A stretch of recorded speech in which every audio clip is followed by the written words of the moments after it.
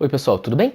Eu sou Matheus Terra, fundador do Terra Advogados, e vim trazer mais uma dica de direito para vocês. Hoje eu vou falar rapidamente sobre inventário extrajudicial. O inventário é sempre um assunto delicado a ser tocado porque é uma coisa que acontece no momento de dor da pessoa, né? É realmente um momento muito sensível, um momento de muita dor, de muita reflexão, mas infelizmente é um assunto que deve ser tratado e não pode ser deixado para depois. Por que ele não pode ser deixado para depois? Se o inventário não for aberto em 60 dias da data do falecimento, você é obrigado a pagar uma multa à fazenda de 10% do valor do imposto, ou seja, não é nada desconsiderável. Infelizmente, por esse prazo, é necessário se falar sobre esse assunto cedo, é necessário se pensar em todas essas questões cedo. E por que nós vamos falar do inventário extrajudicial e não do inventário judicial? O inventário extrajudicial, hoje em dia, é o inventário mais simples de ser feito. É o inventário que é o mais rápido, que é o mais eficiente e acaba gerando muito menos custos para as partes envolvidas. O inventário extrajudicial, na verdade, é um inventário feito no cartório de notas. É um inventário feito sem envolvimento da justiça, diretamente com consenso entre as partes. Ele tem alguns requisitos muito básicos. O primeiro requisito é: não pode haver testamento.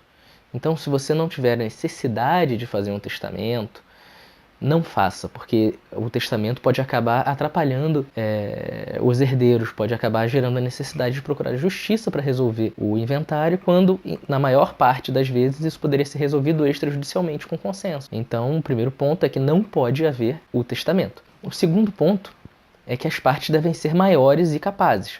Ou seja, todos devem ter mais de 18 anos e devem ter capacidade plena, não podem ser interditados. E o terceiro requisito é o consenso. Todos os herdeiros têm que estar em consenso quanto aos bens partilhados, os percentuais, as quantidades, etc. Incluindo também eventual meeiro ou meeira. Ou seja, esposo, esposa, companheiro ou companheira, qualquer pessoa que vá participar do inventário, todos eles têm que estar em consenso. Tem que dividir os bens sem qualquer tipo de conflito. E como isso se processa?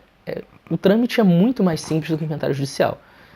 Basicamente, a gente lista os bens, recolhe os impostos e vai ao cartório extrajudicial firmar a partilha e deixar uma pessoa responsável por eventuais ações, que seria o inventariante.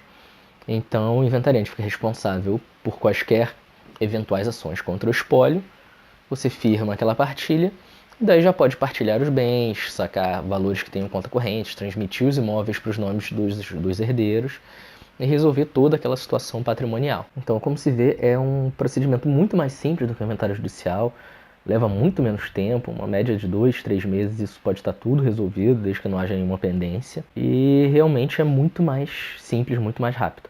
E essa foi a nossa dica de hoje. Se você gostou da nossa dica, curte, comenta, compartilha com um amigo que esteja precisando e a gente se vê na próxima dica. Até lá!